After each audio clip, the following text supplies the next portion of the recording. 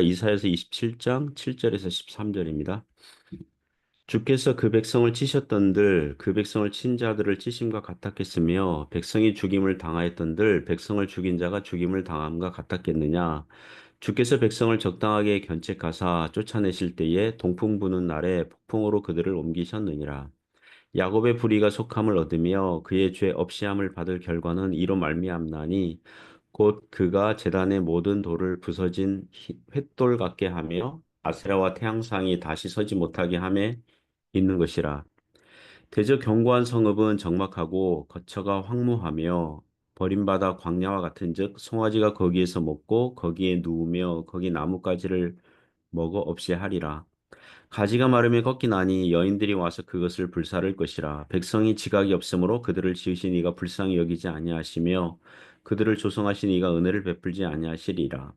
너희 이스라엘 자손들아 그날에 여호와께서 창이라는 하수에서부터 애굽의 시내까지 과실을 떠는 것 같이 너희를 하나하나 모으시리라.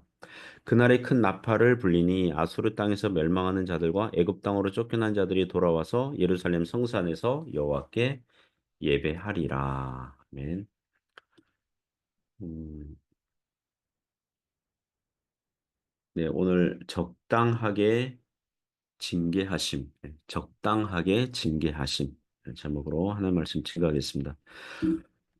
오늘 성경 말씀은 하나님께서 구약 이스라엘 백성들로 회개하여 돌아올 수 있도록 적당하게 징계하신다는 것입니다. 불신 이방 나라 백성들은 아주 망하게 하시지만 특히 신약 시대에 와서는 세상 모든 나라들 중에서 회개하여 돌아오는 자들을 부르신다는 예언의 말씀입니다. 몇 가지 교훈으로 은혜를 나누고자 합니다. 첫 번째 교훈은 하나님께서 신자의 죄악을 적당하게 징계하신다는 것입니다. 신자의 죄악을 적당하게 징계하신다는 거예요. 그 7절에서 9절 말씀이 교훈하는데요. 먼저 7절 보시면 주께서 그 백성을 치셨던들 그 백성을 친 자들을 치심과 같았겠으며 백성이 죽임을 당하였던들 백성을 죽인 자가 죽임을 당함과 같았겠느냐. 자, 7절에 나오는 백성 구약교회의 유다 백성들입니다. 그 백성을 친 자들은 아수르나 바벨론과 같은 이방 나라들이죠. 풀어보면 이 구절을 풀어보면 하나님께서 구약교회를 치실 때에 이방 나라들을 치는 정도 그런 세기로 아주 심하게 아주 없어지도록은 하지 않으신다는 거죠. 8절 보면 주께서 백성을 적당하게 견책하사 쫓아내실 때에 동풍 부는 날에 폭풍으로 그들을 옮기셨느니라. 주께서 백성들을 적당하게 견책하사 이 견책한다. 허물이나 잘못을 꾸짖고 나무라다. 이런 뜻이죠. 성경 전체의 교훈은 하나님께서 자신의 백성의 죄악을 책망하시고 징계하실 때에 그들이 회개하여 돌아오도록 바르게 하나님의 백성답게 살도록 하는 목적이 있습니다. 마치 아버지가 사랑하는 자녀의 잘못을 바로잡고 책망할 때에 냉혹한 심판자처럼 죽일 마음을 품지 않고, 그죠? 그 사형 집행자처럼 그렇게는 하시지 않고 적당하게 징계하여서 돌아오도록 하는 것과 같다는 것입니다. 8절에서 동풍 부는 날에 폭풍으로 그들을 옮기셨다. 이 동풍은 뜨거운 사마귀의 바람을 말하거든요. 그 동풍, 그 폭풍을 만나면 매우 고통스럽고 괴롭다는 거예요. 이런 바람을 만나면 푸른 마르고 꽃은 시들어 버리겠죠? 이것은 우리에게 교훈을 주는 것입니다. 하나님께서 백성을 적당하게 견책하시지만 정작 그 회초리와 그 매는 아픈 거죠. 적당하게 징계하신다 그래가지고 뭐 그 매와 그 회초리가 안 아프고 그게 아니라 아프다는 거예요. 하나님께서 우리의 죄악과 잘못을 징계하실 때 아무런 효과도 없이 살살 다루시지는 않습니다. 뜨거운 사마귀에 바람 동풍이 불게 하시고 폭풍을 만나게 하시는 겁니다. 구약 이스라엘 백성들에게는 이방 나라 구약 이스라엘 백성들이 이방 나라에게는 망하고 포로되어 끌려가는 자리까지 가게 하시는 거죠. 그러므로 사랑하는 성도 여러분, 우리가 맞을 때 깨닫고 회개하여 얼른 돌아올 수 있는 은혜가 있길 바랍니다. 자, 어떤 효과와 어떤 결과가 기다립니까? 9절 보면 야곱의 불의가 속함을 얻으며 그의 죄 없이 함을 받을 결과는 이로 말미암나니 구약 교회가 용서받는 겁니다. 징계를 받았더니 회개하여 주께 돌아왔더니 주께서 용서해 주시더라. 그거예요. 참된 신자는 돌아오게 되어 있는 것입니다. 구절 계속해서 보시면 곧 그가 제단의 모든 돌을 부서진 횃돌 같게 하며 아세라와 태양상이 다시 서지 못하게 함에 있는 것이라. 구약교의 대표적인 죄악들은 우상 숭배거든요. 여기서 아세라와 태양신은 모두 이방 나라들이 섬기는 우상신들 이름입니다. 우상 제단들이 다 박살나게 하신다는 거예요. 이스라엘이 이방 나라의 형통을 부러워하여 그들이 섬기는 우상신을 부지런히 섬겼었어요. 이에 하나님께서 구약교에게 적당하게 견책하실 때에 이방 나라들의 침략을 당하도록 하신 겁니다. 구약 이스라엘이 우상을 섬겼음에도 불구하고 나라가 망하고 포로가 되기까지 하니까 그제야 이스라엘이 뭘 깨달았느냐 하면 아, 이방 나라 우상을 섬긴 것이 헛된 거구나. 헛됐구나. 우상 숭배한 게 헛된 거였구나. 그걸 깨닫고 회개하여 하나님께 돌아오더니 죄 없이 함을 받게 되었다는 것입니다. 그래서 고난은 신자들에게 유익합니다. 시편 119편 71절 보시면 어, 고난당한 것이 내게 유익이라 이로 말미암아 내가 주의 율례들을 배우게 되었나이다. 고난당하기 전에는 신자들이 자신이 잘하는 줄 착각해요. 그러나 고난을 당하고 보니 그동안 자신이 의지하고 믿던 것이 헛된 것인 줄 깨닫고 참되신 주님께 돌아오고 자신의 삶의 우선순위와 태도들을 바꾸게 되니 결과적으로 고난당한 것이 유익이라는 고백을 할 수 있게 된 줄 믿습니다. 무엇보다 우리 하나님께서 잘못된 길을 가는 자녀들을 가만 그대로 놔두시지 않으신 거죠. 그래서 적당하게 손대시고 견책하시고 징계하시는 것입니다. 그리하여 주님께 돌아오는 거죠. 오늘 두 번째 교훈은요. 세상 나라를 의지하지 말라는 거죠. 세상 나라를 의지하지 말라. 10절 11절에서 교훈합니다. 10절 11절에 나오는 성읍은 이방 나라 성읍을 말합니다. 10절 보시면 대저 견고한 성읍은 적막하고 거처가 황무하며 버림받아 광야와 같은즉 송아지가 거기에서 먹고 거기에 누우며 그 나뭇가지를 먹어 없이 하리라. 구약 교회를 침략하였던 이방 나라들 아수르와 바빌론과 같은 나라들은 결국에는 어떻게 됩니까? 한때 견고했었지만 나중에는 적막하고 황무하고 광야와 같이 되어버리고 송아지와 같은 가축들이 풀 뜯어먹는 곳이 되었다는 것입니다. 제가 1월 달에 심천에서 그 모임이 있었거든요. 그래서 그 모임 중에 민속촌을 단체로 간 적이 있었습니다. 거기 저녁 공연이 있는데요. 저녁 공연이 최근에 회복이 됐더라고요. 공연 타이틀에 뭐 용봉 이게 들어가요. 용과 봉, 그러니까 용과 봉황 그게 들어가요. 그래서 공연 전에 스크린에 보면 그 용과 봉황이 막 날아다니는 그래픽 같은 거 보여줍니다.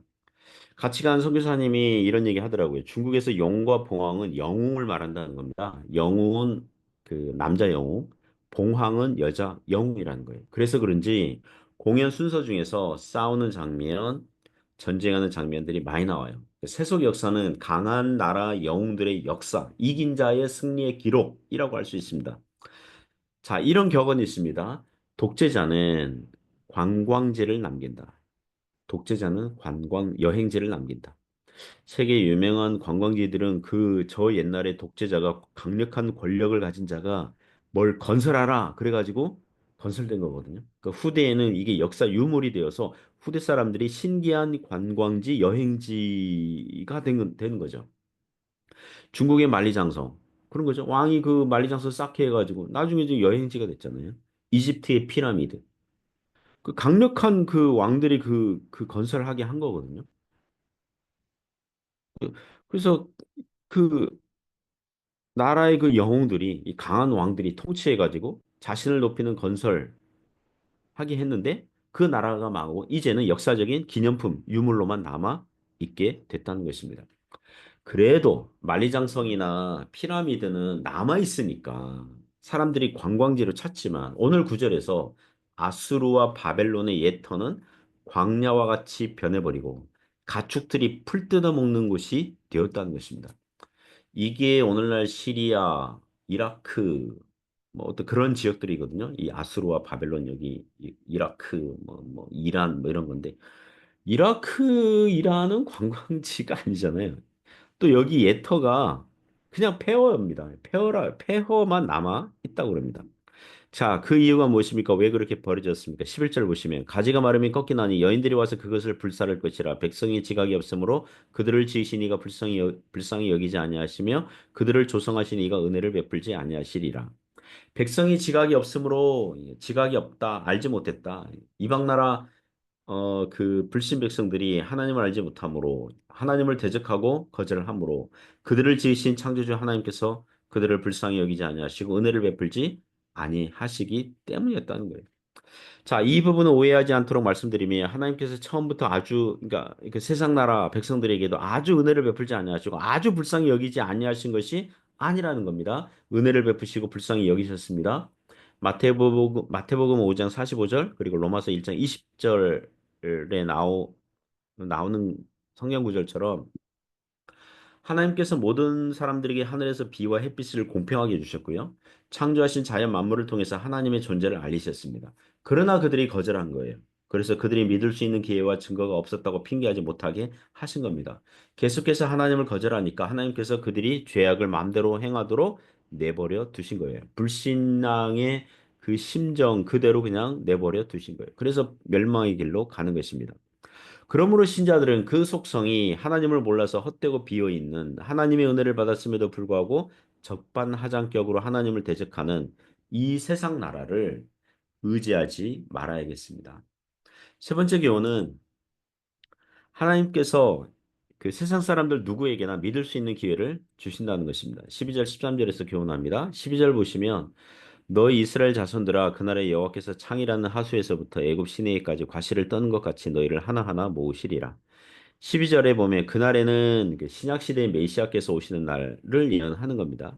이 구절에서 창이라는 하수는 유브라데 하수를 얘기해요. 구약 성경에서 아브라함에게 주시겠다고 약속하신 이제 북쪽의 이상적인 경계선이 유브라데 강이거든요. 그리고 남쪽으로는 애굽 시내까지 하나님의 백성들을 모으시겠다 그럽니다. 12절 보면 과실을 떤 것 같이 여기서 떤다 그거는 과일나무의 열매를 떤다. 올리브나무 열매를 떤다. 그러면 열매들이 떨어지잖아요. 그러면 떨어진 열매들을 하나하나 모으는 장면을 연상케 합니다. 우리 하나님께서 당신의 택하신 백성들을 이 세상에서 부르실 때에 하나도 빠짐없이 부르신다는 거예요. 13절에도 그날에 신약시대의 메시아가 오시는 날에 큰 나팔을 불리니 12절에서 농사 이미지 말씀하고 있는데요. 13절에서는 큰 나팔을 분다. 그 나팔은 전쟁 때도 부르지만 사람들을 모을 때도 부르는 거거든요. 사람들을 모을 때. 그러니까 신약교회가 복음의 나팔을 불 때에 복음 전도하면 사람들이 그 복음 전도의 말씀을 듣고 돌아오는 그림을 보여주는 것입니다. 아수르 땅에서 멸망하는 자들과 애굽 땅으로 쫓겨난 자들이 돌아와서 예루살렘 성상에서 여호와께 예배하리라. 할렐루야. 아수르 땅과 애굽 땅은 구약 백성들이 이방 나라의 침략을 당했을 때 포로로 끌려가거나 도망간 땅을 얘기합니다.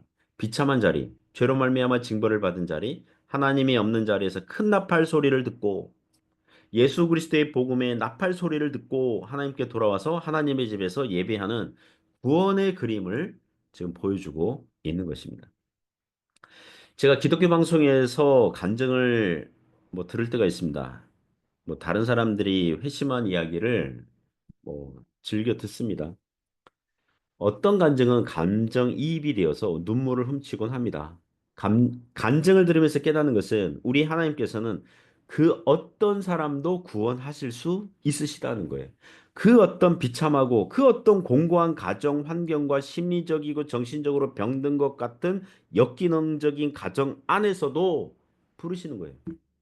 그 어떤 분노 조절 장애를 가진 부모 밑에서도 그 어떤 건강하지 못한 인간관계 안에서도 그 안에서 힘겨워하던 사람이라도 복음의 나팔 소리를 듣고 얼마든지 부르신다는 것입니다. 그리하여 하나님을 찾고 거룩한 성산에 와서 예배자로 세워진다는 거예요. 그러므로 사랑하는 성도 여러분, 여러분 가족 중에 아직 예수님을 믿지 않는 가족들이 있다면 지인 중에 잘 아는 또 친구 중에 친척 중에 그런 사람이 있다면 그렇게 사랑하는 사람이 있다면 포기하지 말고 기도하면서 여전히 복음을 전할 수 있길 바랍니다. 하나님께서 그 은혜의 방편 말씀을 통해서 얼마든지 부르실 수 있습니다. 구원의 은혜가 넘치기를 주님의 이름으로 축복합니다. 기도하겠습니다. 하나님 아버지 감사합니다. 오늘날에도 복음의 나팔 소리가 들려지는 줄 믿습니다. 나팔 소리 듣고 복음의 말씀 듣고 회개하여 주님께 돌아오는 영혼들이 계속해서 풍성히 그 열매가 있도록 역사하여 주옵소서. 예수님 이름으로 기도드립니다. 아멘.